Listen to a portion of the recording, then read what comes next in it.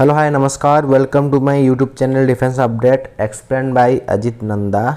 तो आज का टॉपिक जो है अगर कोई जवान या रिक्रूट हो, अगर उसको मेडिकली प्रॉब्लम होता है तो उसको अगर एलएमसी कर दिया जाता है, लो मेडिकल कैटेगरी, तो किन किन कंडीशंस में उसको घर जाना पड़ता है या घर भेजा जाता है, वो घर आ जाता है, इसके बारे में पर डिस्कस करेंगे। आप इस चीज़ को सुनिए और आपको इसके बारे में कोई भी डाउट आगे नहीं होगा। बेसिकली 3 फैक्टर होता है जिसकी वजह से मेडिकल ग्राउंड में एक जवान घर आता है। पहला होता है ड्यू टू डॉक्टर, अगर डॉक्टर उसको invalid out medical board out कर देता है तो वो घर आएगा। दूसरा होता है सीओ अगर उसको घर भेज दे तो वो घर आएगा। तीसरा अगर वो खुद चाहता है कि मुझे नौकरी नहीं करना है, घर चले जाना है, तो वो घर आ जाएगा, उसको कोई नहीं रोक सकता। इन तीनों कंडीशन में कोई भी नहीं रोक सकता, उसको घर आना ही पड़ेगा। तो ये तीनों कंडीशन में क्या शर्तें हैं और कब कब उनको आना पड़ता है उसके बारे में डिस्कस करेंगे। पहले शुरू करते हैं। अगर मान लो एक जवान एनरोल हुआ और ट्रेनिंग शुरू किया, ट्रेनिंग करने के दौरान उसके बीच में अगर उसको कोई प्रॉब्लम होती है शरीर में, जैसे खाना पीना भागना दौड़ना होते होते शरीर में प्रॉब्लम होता है और मेडिकल में वो एडमिट होता है। एडमिट होने के बाद उसको मेडिकल एडमिट होता है, डिस्चार्ज फिर आता है। फिर अगर उसका शरीर ज़्यादा ख़राब हो, उसको रेस्ट की ज़रूरत है, उसको सिक लीव भेजते हैं और फिर उसको कुछ दिन के लिए रेस्ट देते हैं, ट्रेनिंग से बंद करवाते हैं, फिर उसको फिट करते हैं। और ये सारे दिन जो टाइम ड्यूरेशन में उसका ट्रेनिंग ख़राब होता है, बंद होता है, वो अगर मान लो 6 महीना जो कि 180 डेज़ के अंदर हो तो फिर दोबारा ट्रेनिंग करे, कोई दिक्कत नहीं। उससे ज़्यादा हो जाता है तो फिर उसको घर भेजना पड़ता है।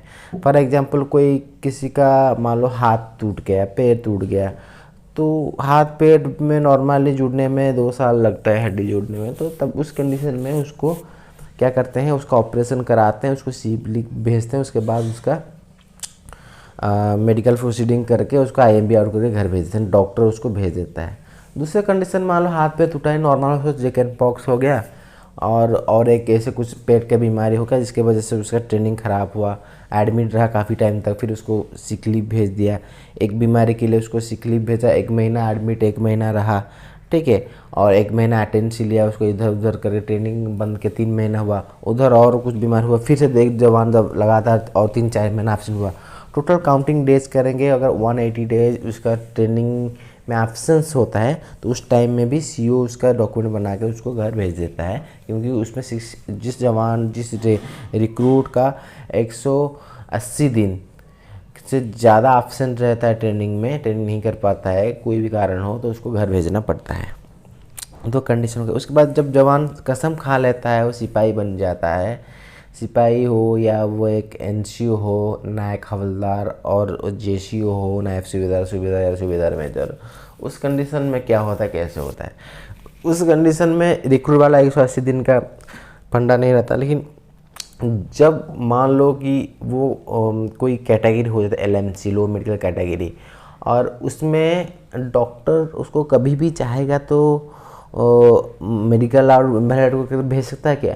नहीं भेज सकता। डॉक्टर क्यों नहीं भेज सकता? उसका कुछ शर्त और कंडीशन से। मान लो कि कोई जवान छुट्टी में गया है या बॉर्डर में ड्यूटी कर रहा है कहीं भी, और छुट्टी में जैसे जाके उसका एक्सीडेंट होता है, हाथ पैर सारे ख़राब हो जाते हैं, कट जाते हैं, नष्ट हो जाते हैं। ऐसे एक बड़ा संग होता है ना, बड़ा एक्सीडेंट, या ऐसे ही एकदम से एक्सीडेंट होता है, उसका दिमाग की हालत ख़राब हो जाता है। उस कंडीशन में अगर वो ड्यूटी देने का बिल्कुल लायक ही नहीं रहता है, उसमें क्या होता है, डॉक्टर उसको मेडिकल बोर्ड आउट करके घर भेज देता है, जिसमें पूरा बंदा 100% पूरा कंडम हो जाता है। मान लो नहीं तो फील्ड एरिया में कहीं ड्यूटी दे रहा था जवान और पूरा उसको हो गया काम ख़राब, जिसके में वो आगे जाके व्हील चेयर में ही रह गया, तो उसको इन्वैलिड आउट करके घर भेजना पड़ेगा। डॉक्टर उसी कंडीशन में भेजता है। दूसरा कंडीशन मतलब जवान बोलते हैं, मान लो आप हॉस्पिटल एडमिट हो और फालतू में कहीं बहसबाजी डॉक्टर्स हो गया, तो क्या वो आपको घर भेज सकता है? नहीं भेज सकता है। जब तक आपके हाथ पैर और मेंटली आप कैपेबल हो फौज की ड्यूटी करने के लिए, वो आपको बस कैटेगरी दे सकते हैं, मेडिकल डाउन ग्रेड कर सकते हैं एलएमसी में, सेफ 3 कर सकते हैं, सेफ 2 कर सकते हैं, लेकिन घर नहीं भेज सकते हैं। तो ये चीज़ मैं इसलिए बोल रहा हूँ, तो कुछ काफ़ी सारे लोग जवान फ़ोन करते हैं और मुझे बोलते हैं कि सर क्या मैं डॉक्टर को रिक्वेस्ट करूं तो वो मेरे को घर भेज देगा। भाई डॉक्टर की बस की बात नहीं है, वो आपको घर नहीं भेज सकता। जब तक आपके हाथ पैर चल रही है, आपका दिमाग चल रहा है, आपको यहीं पर ही घुमाते रहेंगे, आपको ड्यूटी करना पड़ेगा। बेशक कैटेगरी में रह के करो, घास मारते रहो, लंगर में काम करो, लेकिन आपको यहीं रहना पड़ेगा। और दूसरा, अब ये आपको बता दिया कौन सी कंडीशन, जब आप पूरी मेंटली पागल हो जाते हो, पूरा कुछ पता नहीं चलता, उस टाइम पूरी ड्यूटी में रखेगा नहीं। ऊपर आप कोई हथियार किसी उठा के और किसी को ठोक दोगे, इसी वजह से निकालना पड़ेगा। या तो आपका हाथ पैर कट गया, आप ड्यूटी देने के लायक नहीं रहे, कि या कोई वर्किंग वो लायक रहे, अगर बिस्तर में सुला के नहीं रखेंगे, उस टाइम में आपको भी घर भेज ट्रीटमेंट करेंगे आपकी, और आपको घर भेज देंगे। ठीक है, ये दोनों कंडीशन डॉक्टर भेज देता है। दूसरा कंडीशन आता है सीओ। सीओ भी आपको घर भेज सकता है। सीओ कब कब और क्यों घर भेजता है? देखो, अब जब मेडिकल कैटेगरी हो जाए तो पहले आपको टेम्प्रेरी करते हैं, T24 करते हैं, टेम्प्रेरी 24 टू 24 वीक्स होता है, जो कि 6 महीना होता है। उसमें क्या होता है ना, उसी कंडीशन में अब उसी चाहेगा तो घर नहीं भेज सकता। टेम्प्रेरी कैटेगरी में आपको कोई नहीं घर भेज सकता, उसमें आप रहोगे। टेम्प्रेरी लगातार मैक्सिमम 2 से 3 बार करते हैं। जैसे सेफ 3 में एक टेम्प्रेरी करेंगे और फिर सेफ 2 में एक टेम्प्रेरी करेंगे। सेफ 3 में, सेफ 2 में क्या, किसका मान लो किसका कैटेगरी ए से A3 परमानेंट है या A2 परमानेंट, तो पहले उसको A3 टेम्प्रेरी देंगे, फिर A2 टेम्प्रेरी देंगे, फिर जाके A2 परमानेंट या A3 परमानेंट, ऐसे करते हैं। या 2 बार टेम्प्रेरी के बाद तीसरी बार टेम्प्रेरी करके उसको परमानेंट ले आते हैं या सेफ 1 करते हैं। तो पहले कंडीशन उसके कैटेगरी में टेम्प्रेरी आता है, वो टेम्प्रेरी में आपको सीओ नहीं निकाल सकता। फिर क्या हो, जब आपको परमानेंट कैटेगरी 2 साल के लिए आप हो जाओगे, उस टाइम में आपको सीओ घर भेजने के लिए उसके पास पावर होता है। फिर आपको एक शो का नोटिस रिलीज़ करेगा, जो स्क्रीनिंग बोलते हैं हम, विलिंग अनविलिंग देना पड़ता है शेल्टर के लिए, कि आपको नौकरी करना चाहते हो नहीं करना चाहते हो। मान लो आप बोलोगे आपको नौकरी करना है, येस किया, फिर क्या होगा, फिर सीओ के पास जाता है कि वो आपको रखना चाहता है नहीं रखना चाहते हैं। तो अगर उसको रखना चाहता है तो वो सीओ अगर विलिंग किया है, आपने शुरू से विलिंग कर रखा मुझे करना है नौकरी, फिर आप 2 साल के लिए एक्सटेंड आप होगा, आप करोगे। फिर अगले 2 साल के बाद फिर दोबारा रिव्यू होगा, फिर आपसे पूछा जाए करना नहीं करना, फिर सीओ रखना चाहता है नहीं रखना चाहता, तो पूछेगा, अगर नहीं रखना चाहेगा लिखेगा अनविलिंग, आप विलिंग बेशक करो, अगर सीओ अनविलिंग कर दिया तो आपको घर ही जाना पड़ेगा। तो इसके बेस में काफ़ी सारे ये क्वेश्चन आते, जवान पूछते हैं कि तो मैं कैटेगरी हो गया हूँ, ऐसा नहीं तो 15 साल से पहले ही मेरे को सीओ घर भेज दे। बिल्कुल घर भेज सकता है सीओ, चाहे 15 साल से कम हो, चाहे कितने साल भी नौकरी आपकी हो।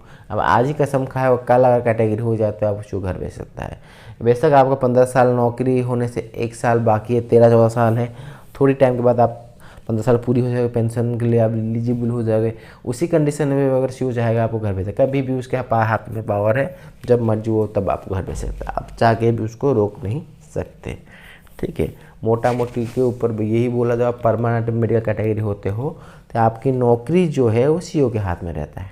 आप जितना भी चाहो करने के लिए तो आप नहीं कह सकोगे, अगर सीओ चाहे भेजने के लिए तो भेज देगा। लेकिन एक ही कंडीशन में आपको सीओ नहीं भेज सकता, वो है BC केस, बैटल कैजुअलिटी। जो बैटल कैजुअलिटी होते हैं उनको सीओ नहीं भेजता है। वो उनका जितने साल तक उनके सर्विस होते हैं, प्रमोशन ले लेके वो लेते रहेंगे और वो रहेंगे, उनको चाहेगा तो सीओ भेज नहीं सकता। बाकी जो बैटल कैजुअलिटी के अलावा, चाहे आगरा वेटेड हो, आर्ट्री वेटेड हो, फील्ड में कैटेगरी हो, पीस में कैटेगरी हो, फौज के वजह से कोई वर्किंग कर रहा है, कोई काम कर रहा है, कुछ भी कर रहा है, वो सारे कंडीशन में अगर सीओ को नहीं रखना है कैटेगरी बंदे को, उसके या उसके पास कैटेगरी बंदे बहुत ज़्यादा हो गए हैं, तो जिसको मर्जी वो भेज सकता है। ये ऐसा नहीं कि 2 साल में एक बार जब उसका कैटेगरी पूछा जाएगा उस टाइम ही भेजेगा। उसको जब बीच में भी चाहेगा, आपको अभी मान लो शेल्टर दिया है और आपका काम सही नहीं है, आप फालतू बहसबाजी करना शुरू कर दे, तो तुरंत विड्रॉ करके आप घर भेज सकता है। 6 महीने के अंदर अंदर आपको डेट आ जाएगा और आप घर सीधे चले जाओगे। तीसरा कंडीशन क्या है, मैंने बोला इंडिविजुअल, खुद इंडिविजुअल चाहे तो घर जा सकता है। खुद इंडिविजुअल कब चाहेगा, जब कैटेगरी हो जाता है टेम्प्रेरी में वो घर नहीं जा सकता। जब वो परमानेंट होगा उसको पूछा जाएगा, जैसे मैंने पहले ही बताया था स्क्रीनिंग में, शेल्टर विलिंग करना, अनविलिंग करना। अगर एक बार इंडिविजुअल ने अनविलिंग कर दिया तो घर जाएगा। तो यहाँ पर क्वेश्चन आता है, अगर खुद इंडिविजुअल अनरूलिंग कर दिया है तो सीओ चाहेगा तो उसको रख सकता है क्या? सीओ बिल्कुल भी नहीं रख सकता। अगर जो बीमारी केस में है, कैटेगरी में, अगर खुद बंदे को बोल रहा है मेरे को से नौकरी नहीं करना, मेरा शरीर साथ नहीं था, मैं नहीं करना चाहता हूँ, उससे कोई भी ज़बरदस्ती करके रोक नहीं सकता है। लेकिन अभी कोविड के वजह से, पेंडेमिक की वजह से थोड़ा उनको डिले कर रहे हैं, लेकिन उसके बाद फिर जैसे रेगुलर हो जाएगा, जब वो अनरूलिंग करेगा तो उसको घर भेज दिया जाएगा। तो मैं आई होप कि आपको पता चल गया होगा कि कौन सी कंडीशन में उसको घर भेज देते हैं। अगर आप भी मेडिकल कैटेगरी हो और आपके सीओ भेज रहा है या आप खुद जाना चाहते हो और उसमें आपको पेंशन लागू है नहीं है उसके बारे में जानकारी चाहिए, तो हम उसके ऊपर PDF फाइल बनाते हैं। उसको मेडिकल पेंशन मिल रहा है नहीं मिल रहा है, उसको सर्विस वाला पेंशन मिल रहा है मैं, बेशक उसका 15 साल से कम पेंशन सर्विस भी हो, उसको सर्विस पेंशन कुछ कंडीशन में लागू है। और मान लो कोई नाना केस है तो उसमें भी उसको पेंशन लागू है या नहीं है। उसके अलावा एक्सपेंशन कोटा, CSD कार्ड, आपका ECHS मेडिकल कार्ड और उसका ग्रेचुइटी, AGI, इंश्योरेंस वगैरह सब कुछ उसमें क्या क्या लागू क्या नहीं लागू, सारा जानने के लिए हम PDF फाइल बनाते हैं और हमें आप कांटेक्ट कर सकते हैं PDF फाइल के लिए। Thank you. जय हिंद, जय भारत, नमस्कार।